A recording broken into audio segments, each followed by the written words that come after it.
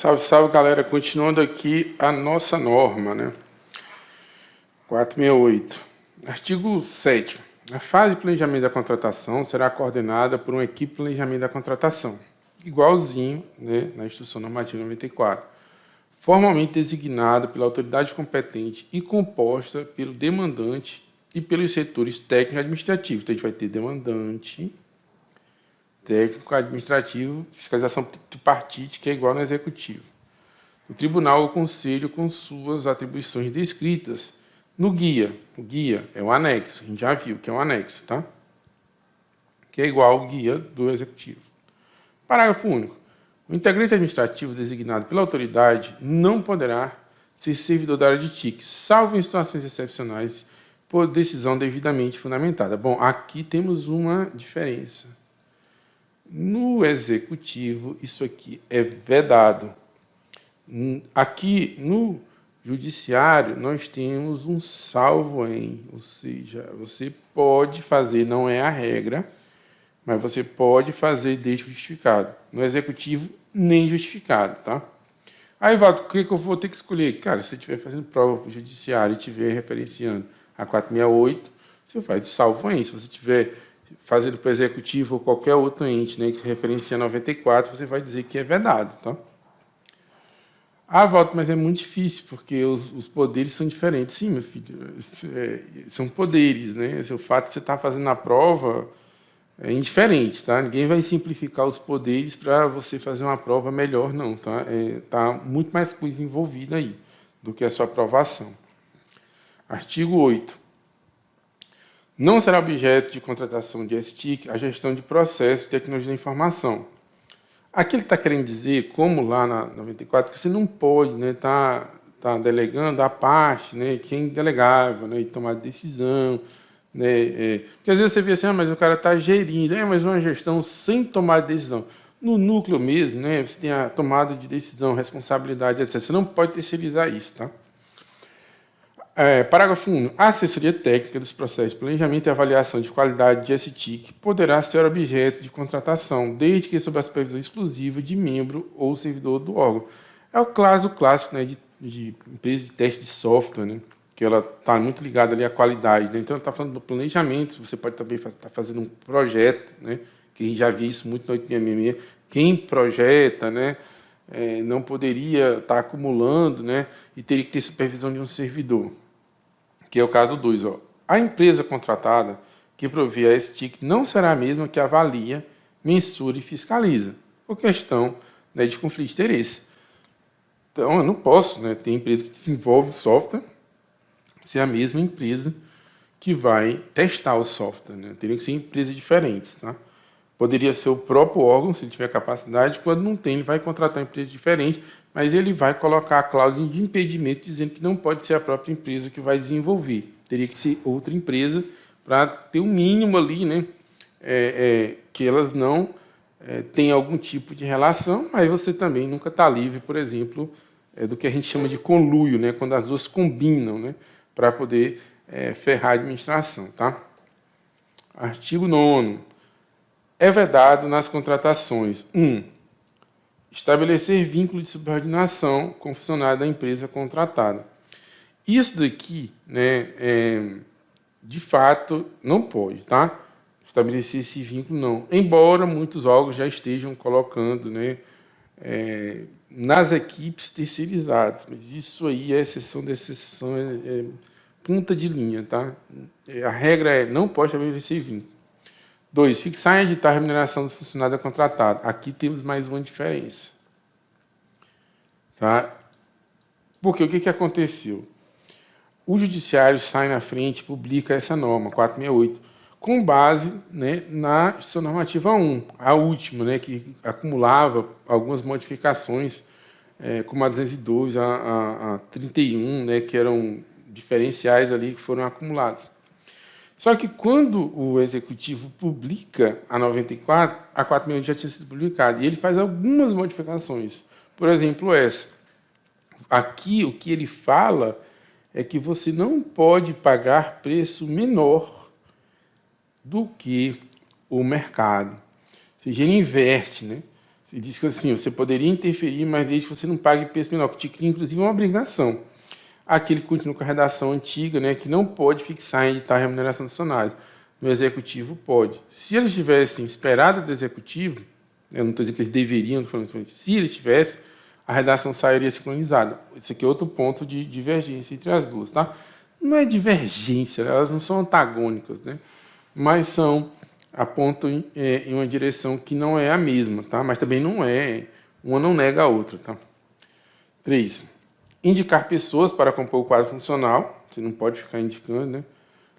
4. Demandar a execução de serviço ou tarefa estranhas ao objeto da contratação. Bom, se é estranho ao objeto da contratação, de fato, não poderia ali estar pedindo, né, esse tipo de serviço. Tá? Senão, caberia tudo ali dentro. Né? Um grande contratão que o cara pode pedir a qualquer momento. Né? Ele precisa definir a necessidade dele. Aí, mesmo que haja anuência de preposto ou da própria contratadora, não, eu faço para você. Não, você tem que se ater ao instrumento convocatório. Né? Então, ali você vai abrir a porta do inferno. Né? 5. Prever exigência edital que constitui intervenção indevida. Intervenção indevida, né? Porque não pode, né? Se é indevido, aqui, ó. É meio que óbvio, né? Ó, indevido. Na gestão interna dos fornecedores, né? Em tese, você deixaria ele fazer, né, o negócio como ele acha, né? E aí você ficaria preocupado apenas com o resultado. 6. Prever exigência em edital para que os fornecedores apresentem em seus quadros a documentação de funcionários previamente à assinatura do contrato, com o objetivo de aferir a qualificação técnica ou a formação de equipe que prestará serviços contratados. Né? Aqui ele está dizendo que você não deveria, né, criar obrigações à contratada que não sejam aquelas previstas em lei. Tá? Só na hora que eu sei que eu vou ganhar, por exemplo, eu poderia pedir quem é que vai trabalhar para mim, para poder averiguar, né, se essas pessoas aí têm as qualificações XPTO. Né? Antes eu posso firmar apenas um compromisso. Mas se eu disser que ela já tem que ter um cara de carteira assinada, né, que ela está competindo no certame, pode ser que ela não ganhe o certame e ela vai continuar com os encargos trabalhistas em cima do cara. Né? Então isso não é aceito, é isso que ele está falando aí. Tá? 7. Prever edital exigência para que os fornecedores apresentem seus quadros funcionários capacitados e certificados para o fornecimento antes da solução. Foi o que eu falei lá em cima, tá? Não pode trazer obrigação, né, antes da assinatura do contrato. Mas lembra, a assinatura do contrato lá na frente, quando o cara já ganhou, ele já sabe que ele vai receber dinheiro, então ele pode contratar. Então ele não vai gastar dinheiro à toa. No certame, ele não sabe ainda se ele vai ganhar. Então o máximo que ele pode fazer é uma espécie de compromisso dizendo o seguinte, olha, se eu ganhar, eu faço. Se eu ganhar, eu faço. Mas ele não pode exigir, na hora, né, do certame, que o cara tenha esses profissionais, tá bom? E determinadas certificações. Em regra, né? Tudo depende do caso. Parágrafo único. No caso dos incisos, né, 8 e 9 deste artigo, excepcionalmente, a remuneração edital deverá ser fundamentada por meio de estudos que demonstrem objetivamente e diante da realidade do mercado que tal exigência representa, né, condição indispensável para viabilizar a alocação do profissional como qualificação compatível. Aqui é aquela coisa, né? Walter, mas está aqui. Não, não é a mesma coisa, não. Porque lá é a regra. Aqui é a exceção. Lá na parte do executivo, né, quando eu falo executivo, ou a regra do executivo, estamos falando da Instrução Normativa 94/2022, lá a própria regra já é isso. Não é uma exceção. Tá? Então, parece a mesma coisa, mas não é. Aqui é exceção. Lá virou regra porque está dentro do próprio artigo, né, e do próprio inciso lá. Tá? A fase de planejamento da contratação. É obrigatório a execução da fase de planejamento da contratação, independente do tipo de contratação, inclusive nos casos. Por quê? Porque você vai planejar, depois que você planeja, é que você vai saber, né, se vai ser inexigibilidade, né, se vai ser uma ata. Então, você não pode se antecipar ao caso, mesmo que pareça óbvio. Tá? Então, enquanto você não planeja, você não poderia estar tomando esse tipo de decisão.